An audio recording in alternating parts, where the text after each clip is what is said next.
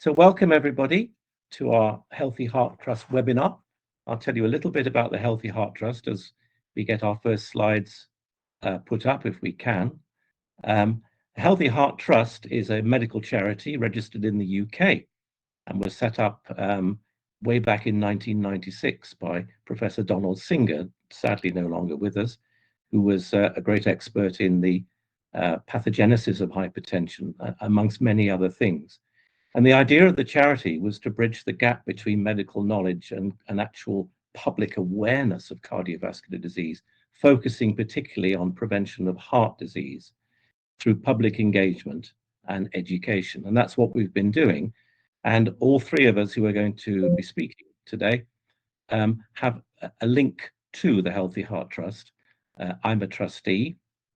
Our second speaker, Antonis Kazoulis, is until very recently was also a trustee, and our third speaker, Albert Ferro, is the chair of the charity. So what we have today, may I have the first slide, please, is details of our speakers. As you can see, that's myself first, Antonis, and then Albert. Albert's from King's College London. Next slide, please.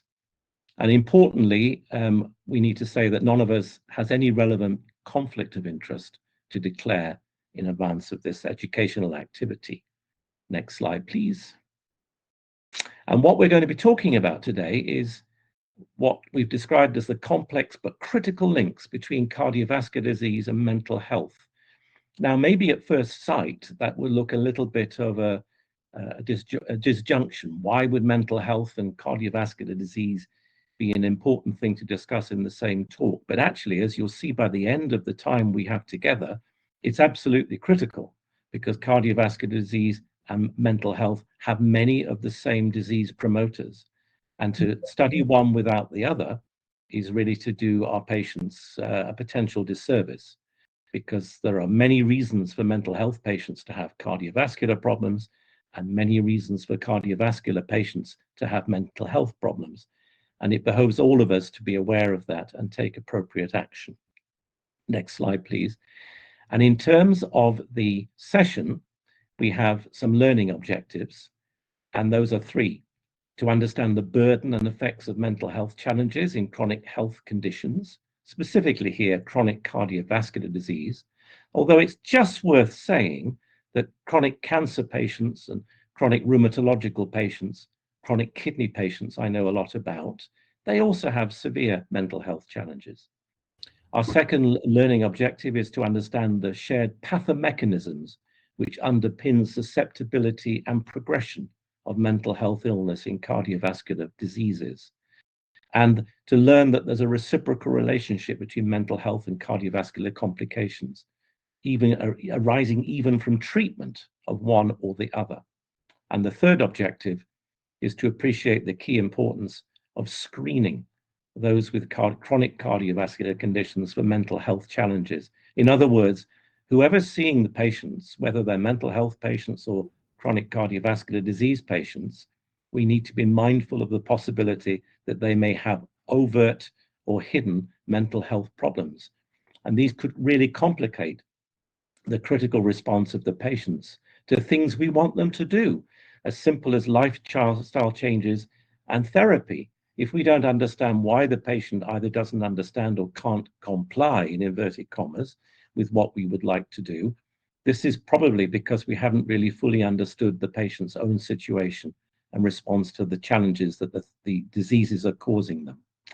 Next slide, please. Oh, sorry, yes, next, it's a build. And what there'll be is an hour's CPD CME activity recognition, and this has come from the Royal College of Physicians Federation. So when we collect up your email addresses, which will have been done as you registered for the webinar, I'll be able to send you a certificate of attendance, which will have that 1 hour of activity on it. Next slide, please.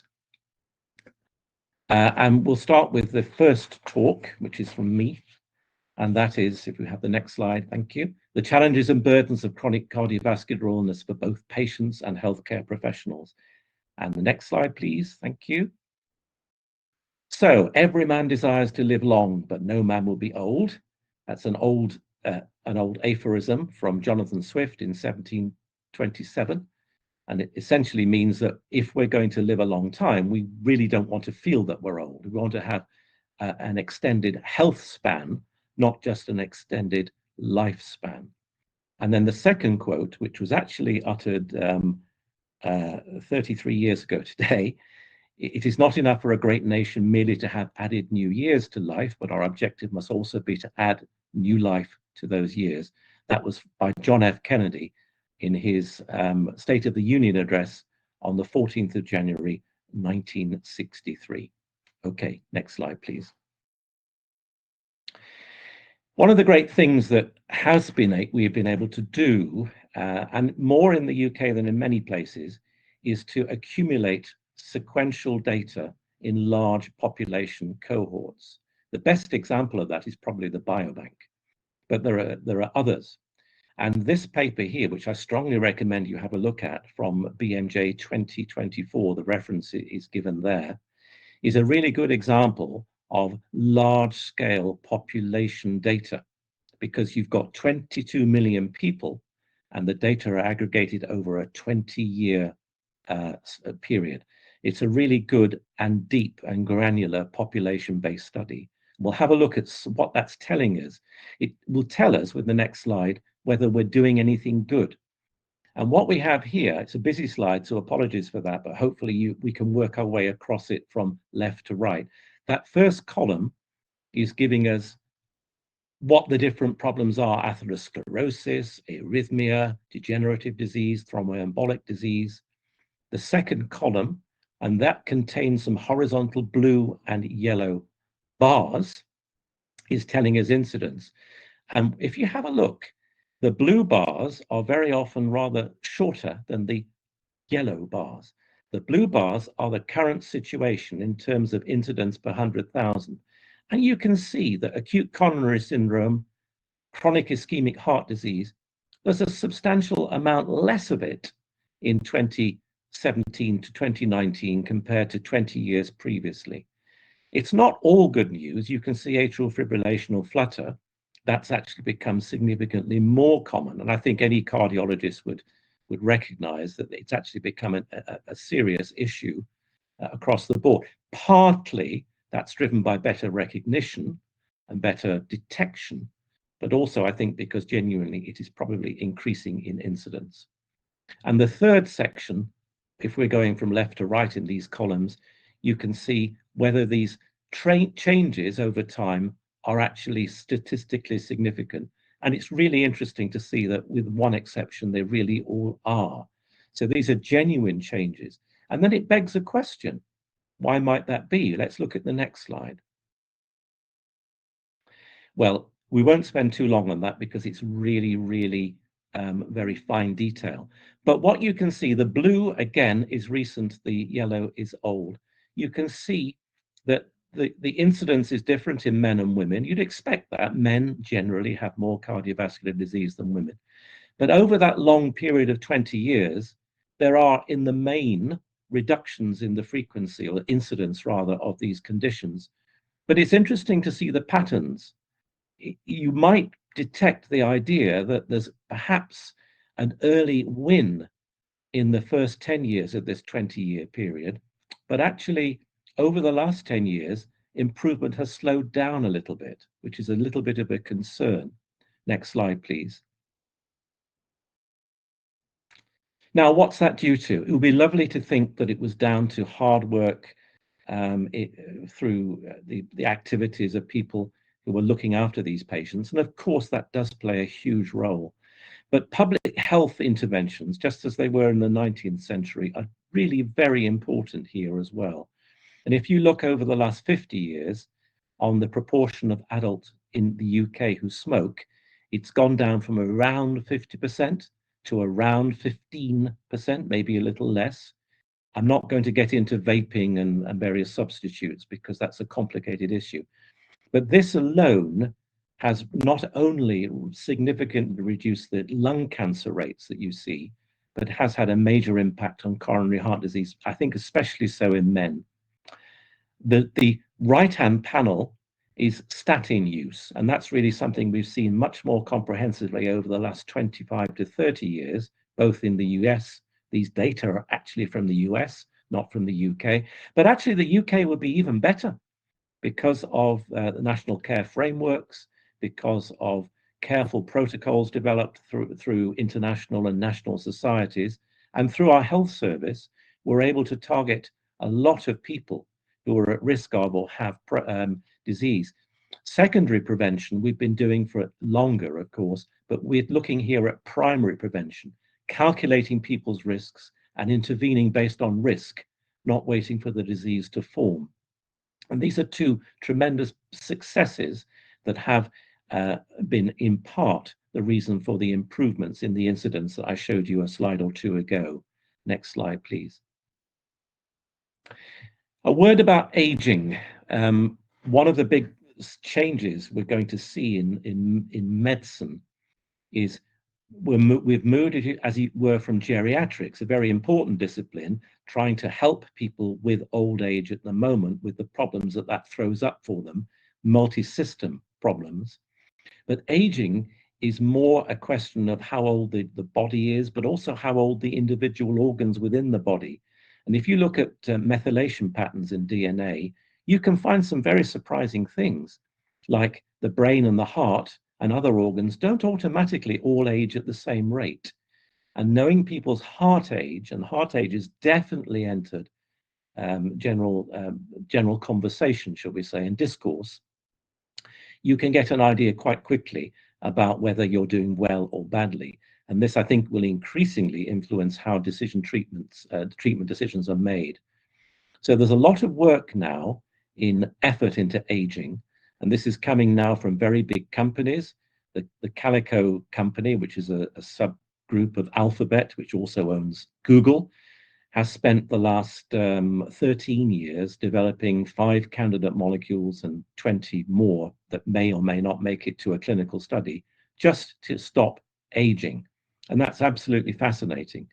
But if we're going to stop aging, we surely have to understand what's driving it in the first place. And it's not as simple, perhaps, as we might have thought. It's very far from simple. Next slide, please.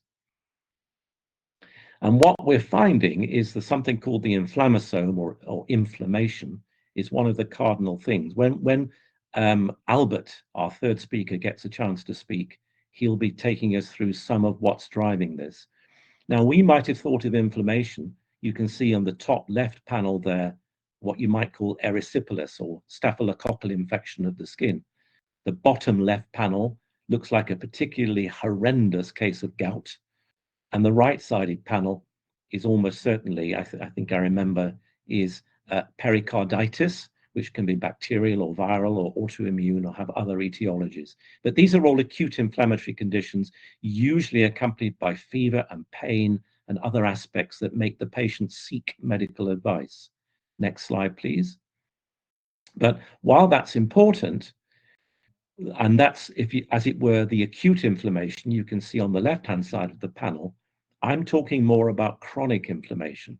That can be driven by acute inflammation, but can also develop for independent reasons to do with the innate immune system. So chronic inflammation seems to be linked to cardiovascular disease, rheumatoid arthritis, autoimmune disease, neurological problems, cancer, and, importantly for this talk, mental health illnesses. Next slide, please. It's very, very much in vogue. I quite like the New Scientist. I think it's got some good articles in it, and it's quite accessible. And there's an excellent article in August 2025 with a reference given there.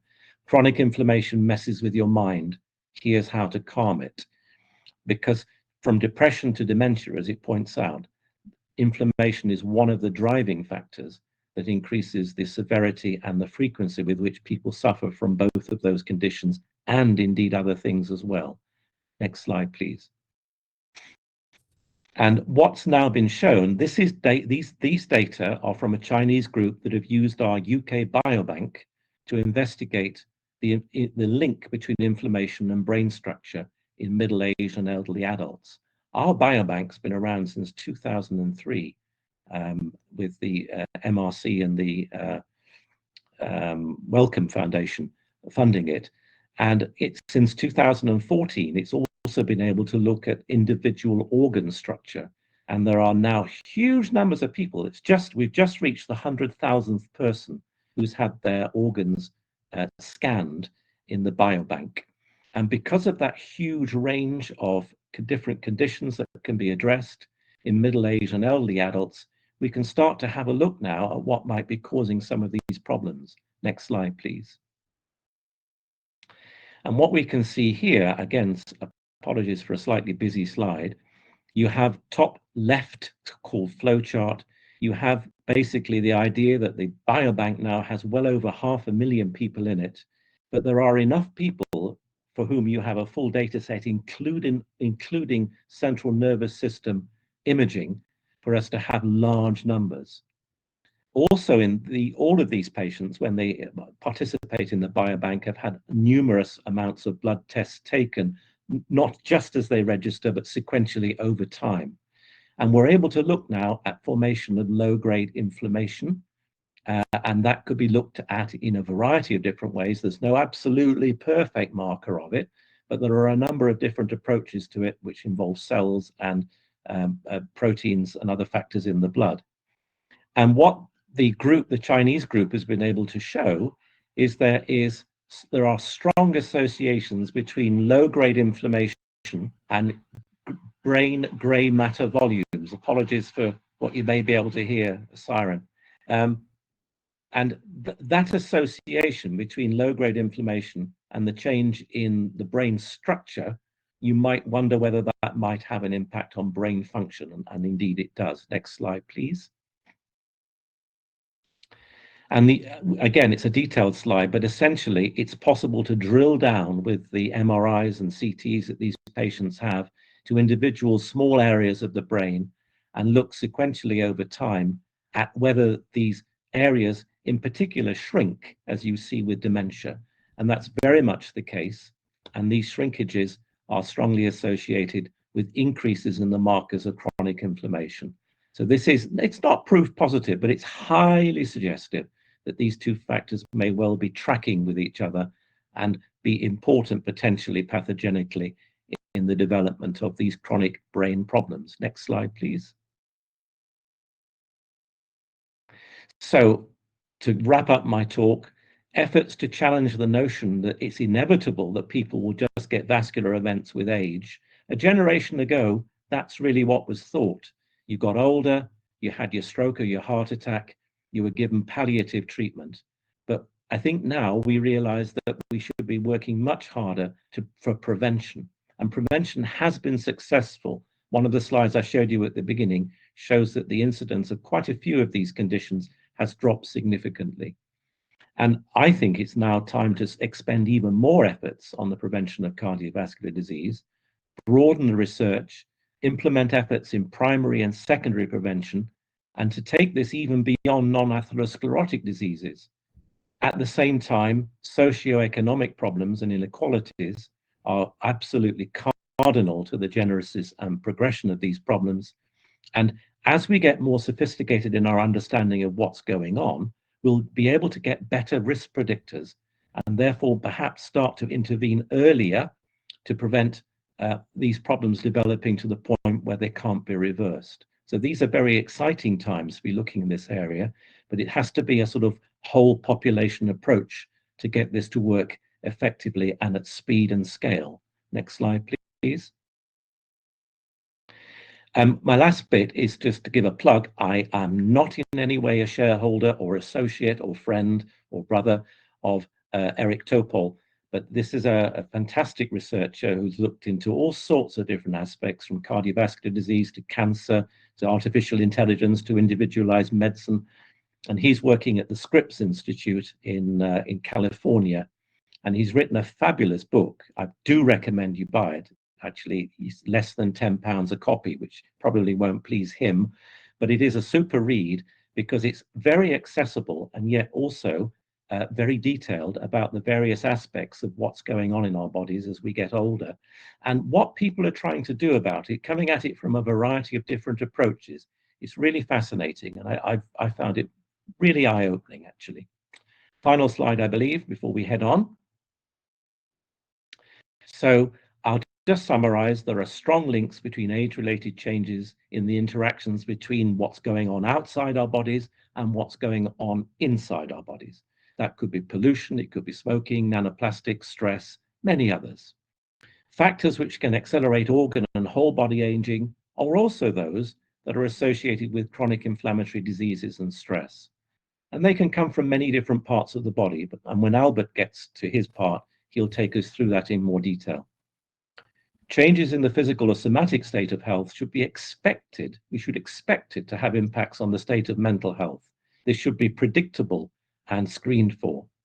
We would not now continue to think of mental and physical illnesses as divisible, somehow independent the one from the other. It's actually quite unhelpful, and I don't think people do think that way anymore.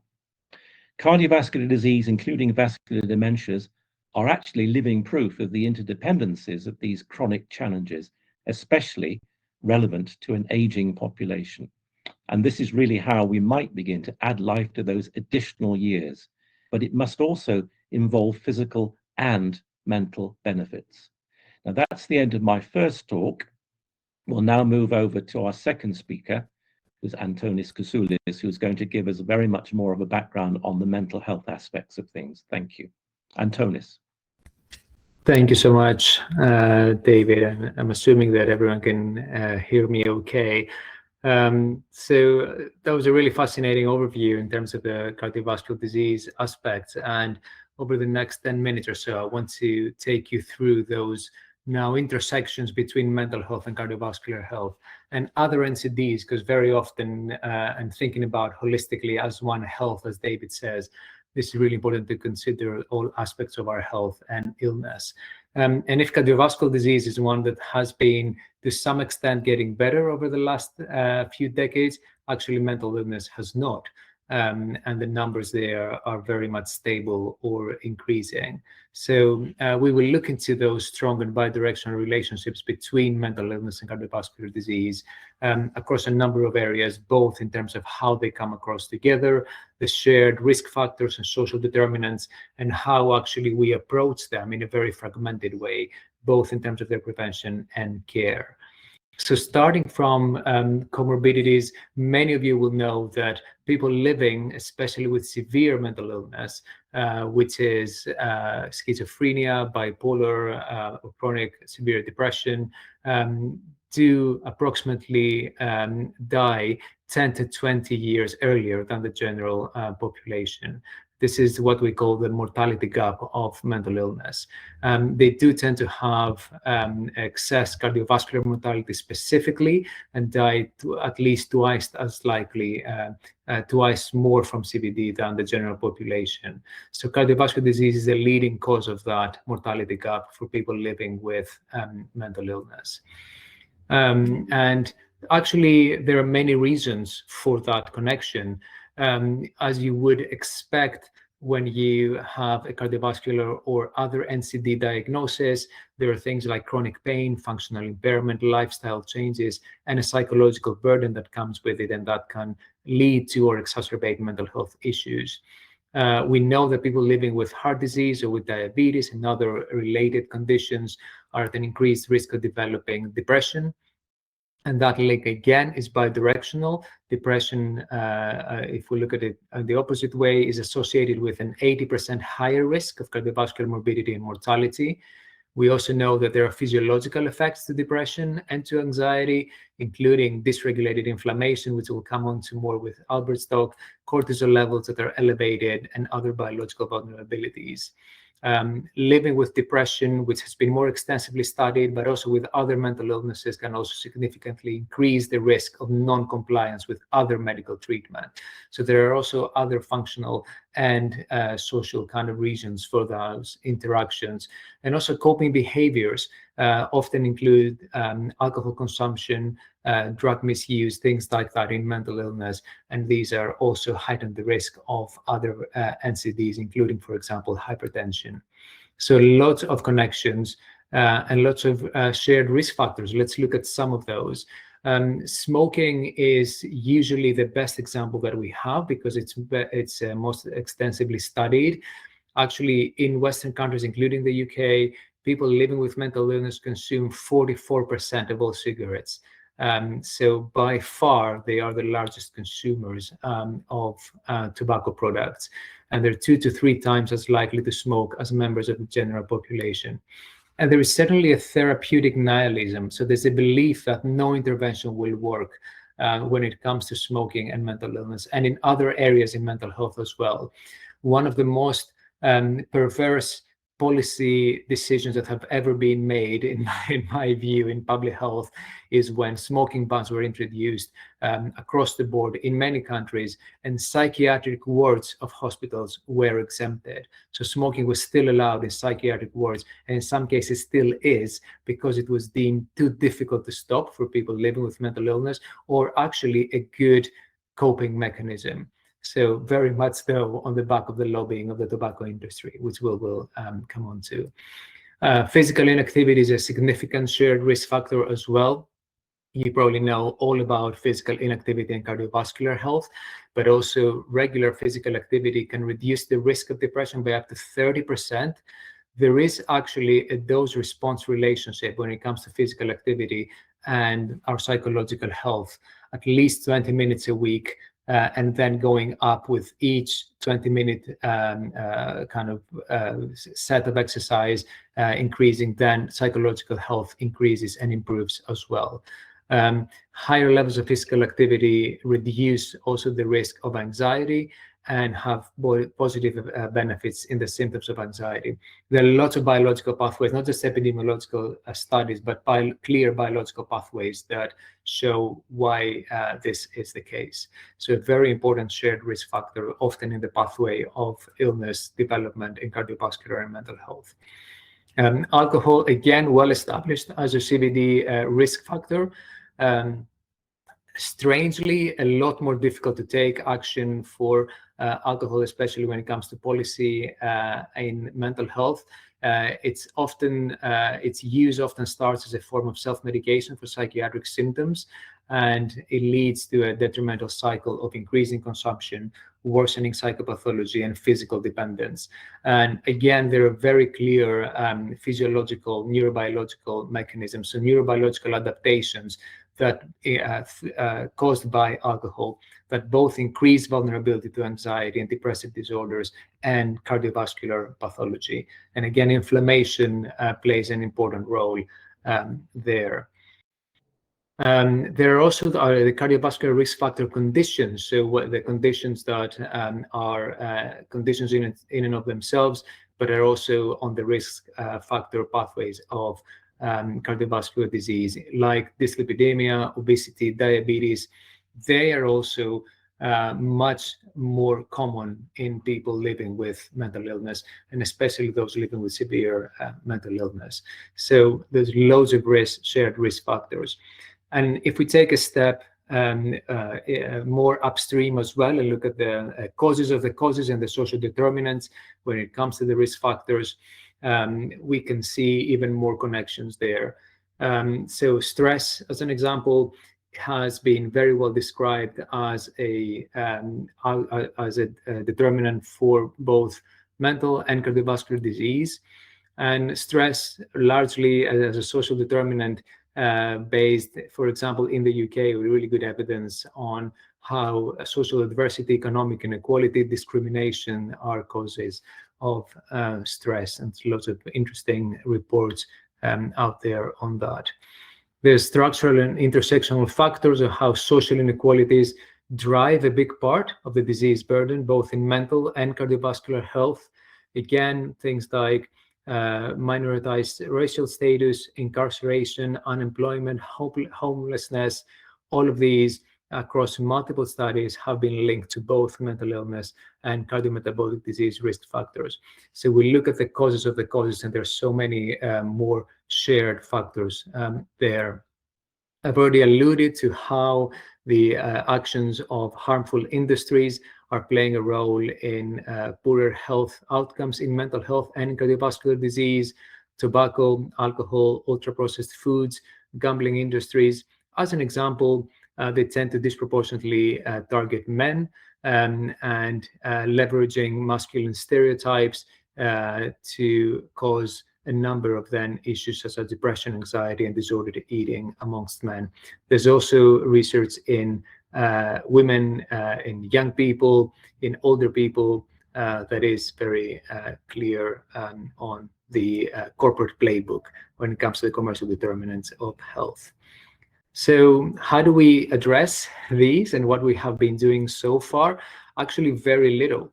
When it comes to addressing cardiovascular and mental health together.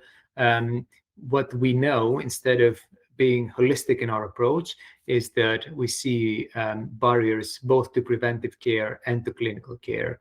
And often the people facing the most disadvantage are the ones that are also facing the biggest barriers to care.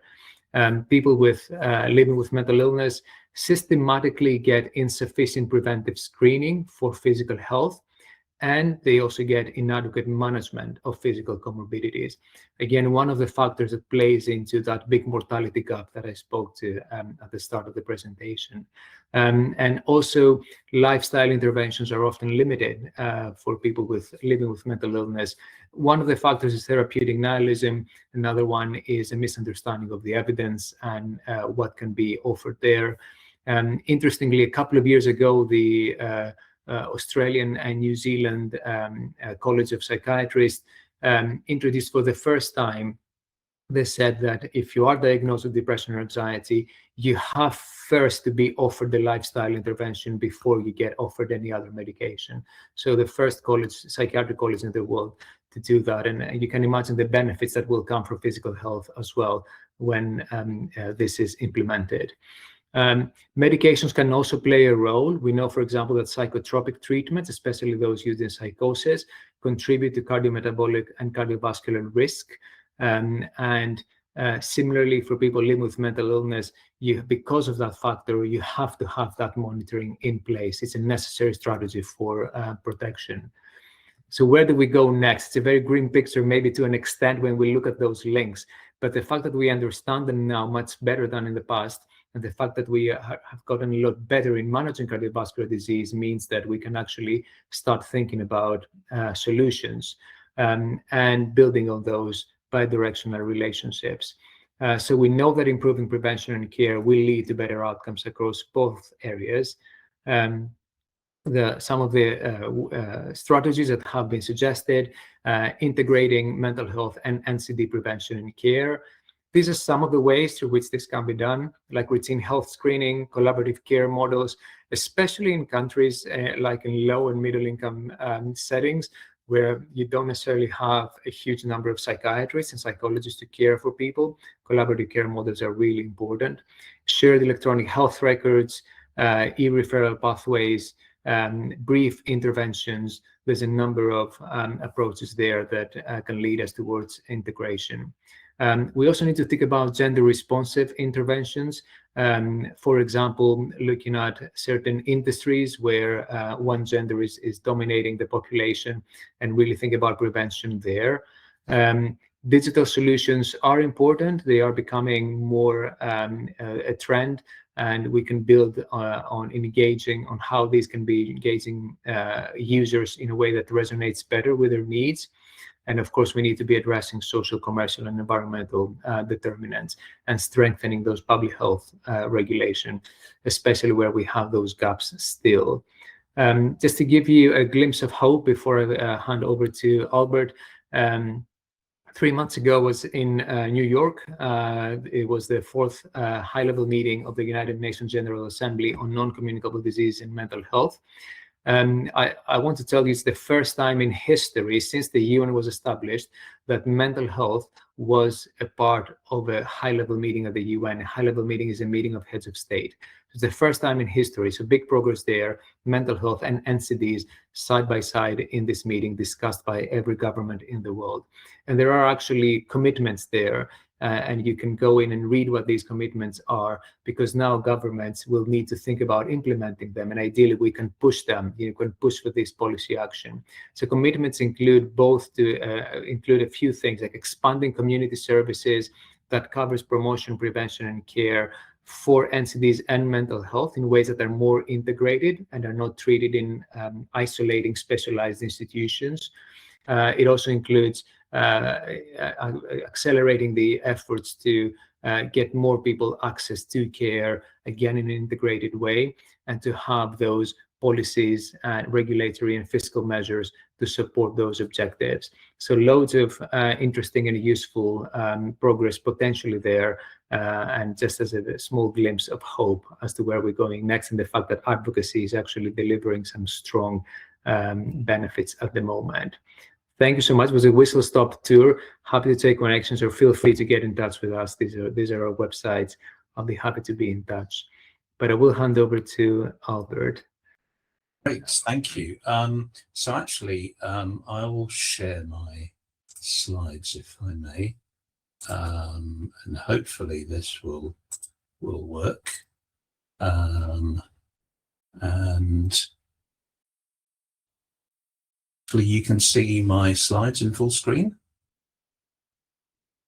So I'd like to start off first of all by thanking David for chairing this meeting and for his great talk, and Antonis, thank you very much. And I'm going to touch on inflammation as a possible common link between ischemic heart disease and mental health. And so this is kind of, you're going to hear a few themes that you've already heard from David and Antonis in different contexts. But I'm going to just explore a biological link that may be present, which may be important in connecting ischemic heart disease with mental health. And I'm going to go back to the InterHeart study, which is now over 20 years old, in fact.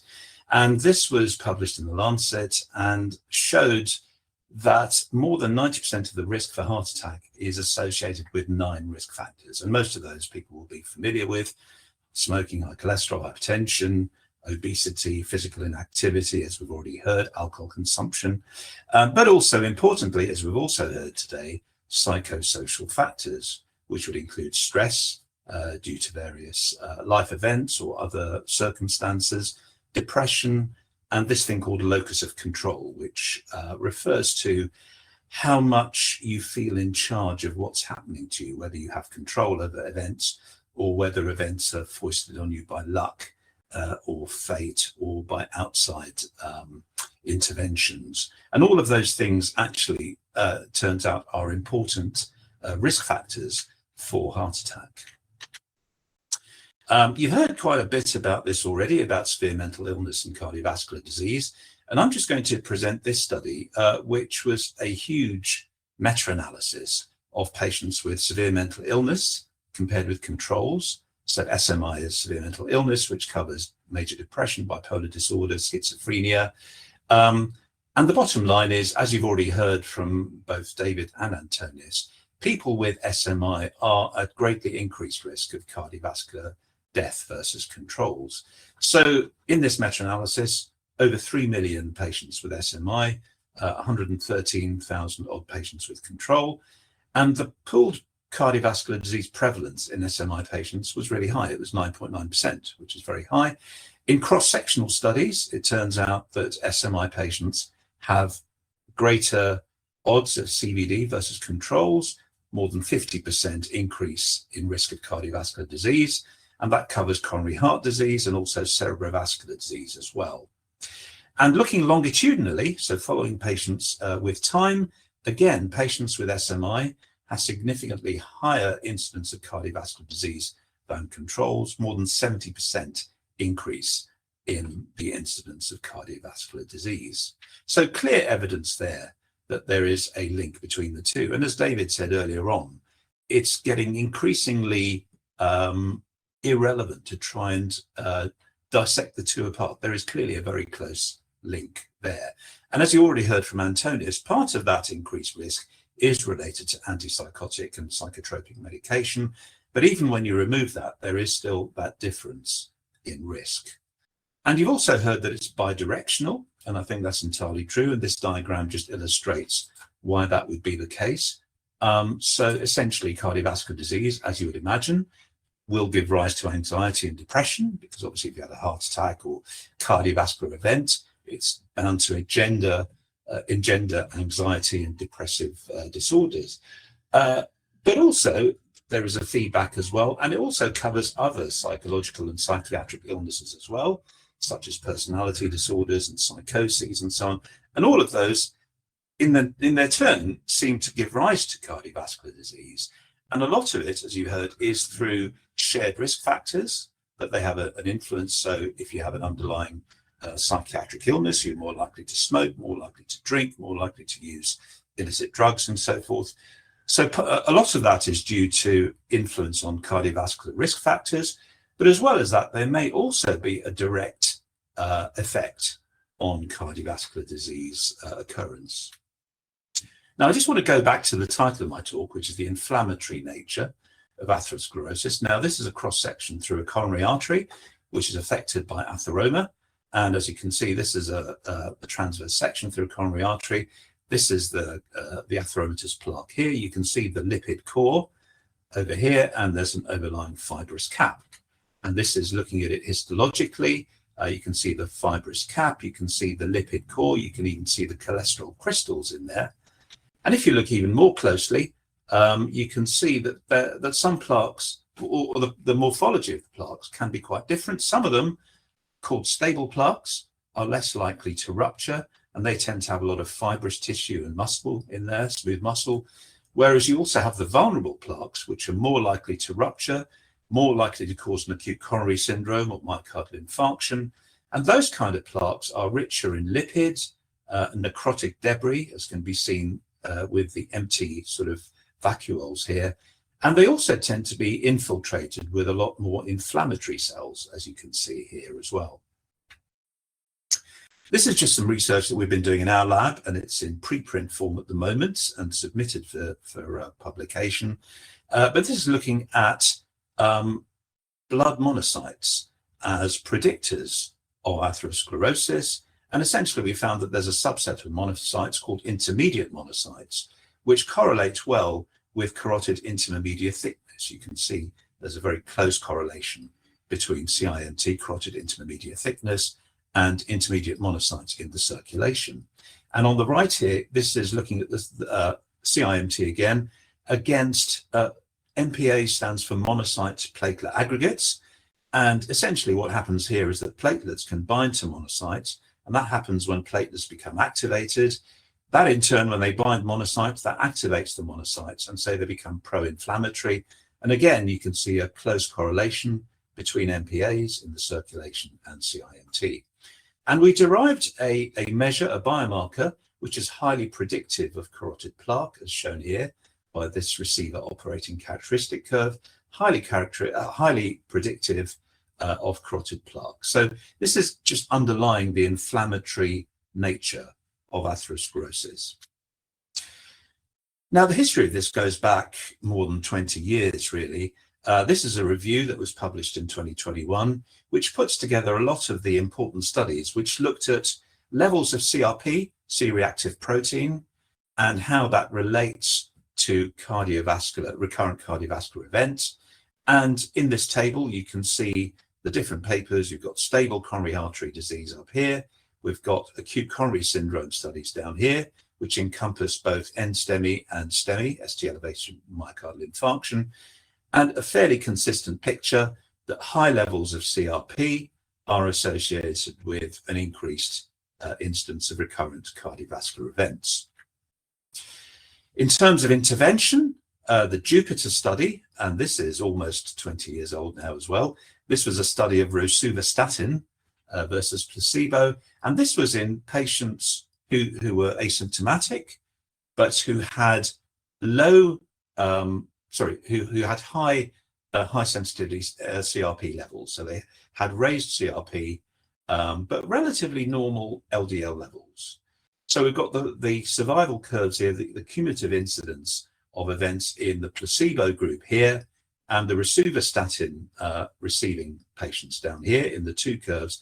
And the curve in the middle is subjects who still had a slightly elevated LDL or a slightly elevated CRP, or both. And the bottom line here is the incidence of events in people who had both their lipids and their CRP controlled to good levels. So both of them were suppressed well. And you can see here that if you had both suppressed LDL levels, but also suppressed CRP, then there was a significantly reduced incidence of recurrent cardiovascular events, underlining the importance of reducing this inflammatory marker CRP, which seems to give benefits over and above reducing LDL alone. And there were subsequently other studies which have shown exactly the same thing. On the left here, we've got the PROVE-IT study, which looked at pravastatin and atorvastatin. And on the right-hand side, this is the IMPROVE-IT study, which looked at ezetimibe on top of simvastatin. But exactly the same kinds of pictures emerge, that we've got the patients where neither target was met had the highest incidence of recurrent vascular events. Those where either cholesterol or CRP were controlled had intermediate events. And those where both their LDL and their CRP was controlled to very low levels, those were the patients who had the lowest incidence of recurrent cardiovascular events. So again, showing not only that CRP and hence inflammation is associated with cardiovascular events, but also that reducing CRP gave rise to added benefits over and above cholesterol lowering alone. And then we had the CANTOS trial, which was looking at canakinumab, and this is a monoclonal antibody which targets interleukin-1 beta, and that's of course at the top of the cascade that goes down to interleukin-6, which in turn leads to production of CRP. Very effective in terms of suppressing CRP, as shown up here in this the top left graph. So different doses of canakinumab, 50 milligrams, 150 milligrams, or 300 milligrams, all of which reduced CRP levels, but had no effect on lipids, LDL cholesterol, HDL cholesterol, or triglycerides, all of which were unchanged. And what we see on the right here is the primary endpoint, which was cardiovascular death, MI, or stroke. No real effect at 50 milligrams, but significant reductions with canakinumab at 150 and 300 milligrams. So essentially, again, showing that suppression of inflammation by targeting interleukin-1 beta did give rise to improvements in cardiovascular endpoints. And we've also got a key secondary endpoint here with a 150 milligram dose, again, significantly suppressed with canakinumab. This is a Colcott trial, so looking at a different anti-inflammatory strategy. So this time using colchicine post-MI, and again showing the same thing, that colchicine reduces incidence of cardiovascular events, recurrent cardiovascular events, over and above placebo. So what about mental health, though? I've talked a lot there about inflammation and cardiovascular disease. What about mental health? Well, this was a big study which looked at the incidence of psychosis and depression in a study in Avon, so in the southwest of England. So a whole cohort of people, the Avon longitudinal study, which looked at young people at the age of 9 and measured their IL-6 levels in the blood. And then at the age of 18, they looked at the incidence of depression and of psychotic experiences. Depression was looked at using the CISR, which is Clinical Interview Schedule, revised, and they used the MFQ as well, which is the Mood and Feelings Questionnaire. Psychotic experiences and psychotic disorder were measured by a semi-structured interview. And essentially what you see here is that both depression and psychotic experiences at the age of 18 were predicted by their IL-6 levels at the age of 9. The higher their IL-6 was, the more likely they were to develop depression and psychosis later on in life. So we can say depression is associated with an increased risk of incident coronary heart disease and vice versa. But then, of course, we know that common illnesses tend to cluster anyway. We know that depression is a strong predictor of poor prognosis in people with coronary heart disease. But then the questions that arise, is this due to shared genetics between the two, or is it shared environmental factors? And another question is, are shared risk factors independently causal? In other words, are there other risk factors that in themselves cause both coronary heart disease and mental health issues? So is there something separate which is a risk factor for both of those? And I'm going to look at inflammation in particular. And to do that, I'm going to look at a study that was published using Mendelian randomization. Now, many people who are watching this will be familiar with Mendelian randomization. And a great advantage of MR, as it's called, is its ability to infer causality in observational studies. Observational studies is really difficult to infer causality otherwise. Usually you have to do a randomized trial. So if you want to know if a drug is having a desired therapeutic effect, you have to randomize subjects to either active or placebo and then look at biomarker. So the biomarker may be blood pressure, for example, if it's an antihypertensive trial, or it might be cholesterol if it's a lipid lowering trial. And then you look at event rates in terms of, for example, cardiovascular events. But the problem with this can be confounding. There may be confounding factors which have not been accounted for.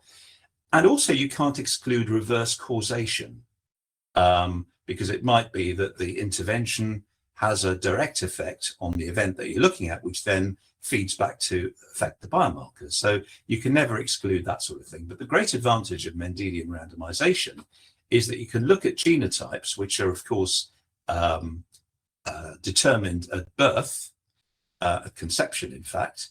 They're non-modifiable, they're independent of lifestyle factors.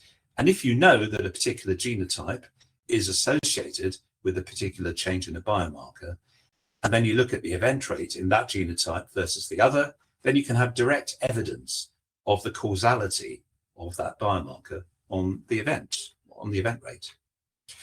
So in order for MR to work, the genetic variant should be associated with the risk factor. That goes without saying. The variant should not be associated with a confounder of the risk factor. And the third requirement is that there should be no alternative causal pathway from the genetic variant to the outcome except through the risk factor. So in this study, the authors looked at a group of genetic determinants of coronary heart disease, but also a whole variety of other risk factors: body mass index, waist to hip ratio, blood pressure, systolic and diastolic blood pressure, LDL cholesterol, HDL cholesterol, and triglycerides. So in all of these cases, they already have established that there are clusters of genes which reliably predict each of those risk factors. And then they ask the question, do those gene clusters predict lifetime major depression? And the answer was no. So there was no significant association for any of those. The only one where there was a significant association was with triglycerides. So there was a 70% increase in depression in those patients who had the gene determinants for raised triglycerides. And then they looked at the genes for inflammatory markers. A lot of them are negative, no associations at all. But there are two in particular that were associated, and you can see that here: IL-6 and CRP. So the genes that predict CRP and IL-6 levels were highly predictive of lifetime major depression. A 35% increase in major depression associated with the IL-6 biomarkers, and 18% for CRP. So essentially, these were the findings. The first bullet point there, family history of heart disease, is associated with a 20% increase in risk of depression. I guess that's no surprise. We've already talked about that earlier on. But the question is that genes, or is it due to other factors? Is it due to other environmental issues? But I've shown that genetic risk scores, which were strongly associated with coronary heart disease, that was not associated with depression. So although an increase of 1 standard deviation in the CHD genetic risk score was associated with over a 70% higher CHD risk, there was only a 1% higher risk of depression, and that wasn't significant. But on the other hand, IL-6 and CRP did come out as very significant. And we already know that both of those are well established as causal risk factors for CHD for the reasons I've talked about earlier in my talk. And so the final thing we can say from this is that the comorbidity between depression and CHD appears not to be genetic, but in large part from shared environmental factors. So what does the BHF have to say about the coexistence of mental health and cardiovascular disease? This is what they say: you're more at risk of developing heart and circulatory diseases if you have a mental health condition. And this is because parts of your lifestyle, like diet, exercise, smoking, alcohol, and managing health conditions, are harder to look after. So essentially, I'm going to wrap up by saying there is a strong association between coronary heart disease and mental health issues. It is, as we've heard, both complex and bidirectional. There are shared risk factors which may underlie both of them, and inflammation may be a causal link. It's not going to be the only thing, because clearly there are lots of other things that cause mental health issues and coronary heart disease as well. But inflammation may be a common thing, and that may be subject to therapeutics, as I'll talk about in my final slide. But in patients who have both, who have mental health problems and coronary heart disease, aggressive risk factor management is especially important in order to improve outcome. And to finally say, if we have novel treatments that can target the inflammatory basis, so IL-6 in particular, or CRP, that may prove helpful. And here's some possible drugs. These are both drugs, tocilizumab and ziltivekimab, which target the IL-6 pathway. Tocilizumab is already available clinically, and it's been approved not in the context of heart disease, but for rheumatoid arthritis and other inflammatory diseases. It targets the IL-6 receptor, relatively neutral on what it does to cardiovascular risk. But on the other hand, it does increase cholesterol and triglycerides. So actually, the fact that it's relatively neutral on cardiovascular risk may mean that if it didn't affect your lipids in an adverse way, it actually may have proved to have beneficial outcomes. This new drug, however, is not yet approved for any condition. It's still investigational. It works in a slightly different way. It still targets IL-6, but it targets IL-6 itself rather than the receptor. It doesn't have any effect, no significant effect on lipids. And it will be really interesting. There is a large-scale outcome trial currently going on, which is called Zeus, which will look at whether this drug may reduce major adverse cardiovascular events. And that is going to be very interesting to look at. So I think that's all from me. I'm going to stop there. And thank you for your attention. I can see that there are some questions. Carlo says here. So Carlo, if you want to type in the Q&A box, because I don't think you're able to talk, unfortunately. So if you have any questions, do type. And anybody else who's watching this, do please type in any questions that you might have. So the question is, how do we adapt all that has been said to our interactions with corporate and other subjects to make them aware? Very good question here. And that's obviously a really important subject, because mental health is obviously a big issue in the workplace. I think it's the recognition is, first of all, that there is this strong association between the two, and that heart disease, cardiovascular disease is very prevalent, especially in people who have anxiety, depression, never mind frank psychoses, but actually who are suffering stress and so on. And so I think recognition of mental health, stress and other mental health issues, and the fact that it is associated with heart disease is the first step that needs to be done. Those people who are in the workplace need to have better support to access not just therapy, talking and other ways of addressing mental health, which is not my subject at all. That's more in Antonis's area, but also to recognize that they should be screened for cardiovascular disease and they may need aggressive risk factor reduction. So I think recognition is the first step, and then making sure they have adequate support to make sure that that it's all about prevention, future prevention of disease, really. That's my take on it. I don't know, David, if you had any other thoughts on that.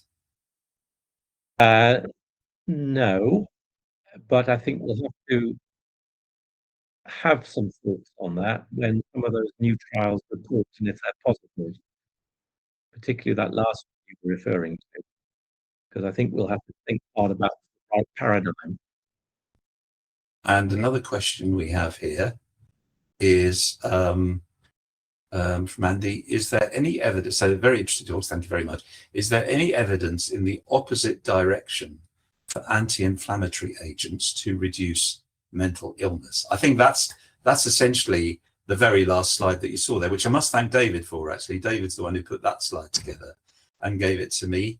I don't think we have any evidence for that yet. Zeus will be very important to see if we can have any effect. It's primarily looking at MACE, major adverse cardiovascular events. But that and other studies, similar studies, be really interesting to look at whether if we intervene in the IL-1 beta, IL-6 pathway, CRP pathway, whether that has any effect on mental illness. To my knowledge, I'm not aware of any evidence to date that there is that we have that evidence. Going to wrap up now, but I think that was a really good session with a lot of interesting points raised, and it's a topic that we'll hear a great deal about. And I thank my speakers and behind the scenes James Clark, who's helped us with the IT. So we're on a learning curve. I speak personally. And let me add my thanks as well, and thanks to all the attendees for coming. And remember, the Healthy Heart Trust. Go to our website and find out more about us. Thanks very much. Yeah, good night all.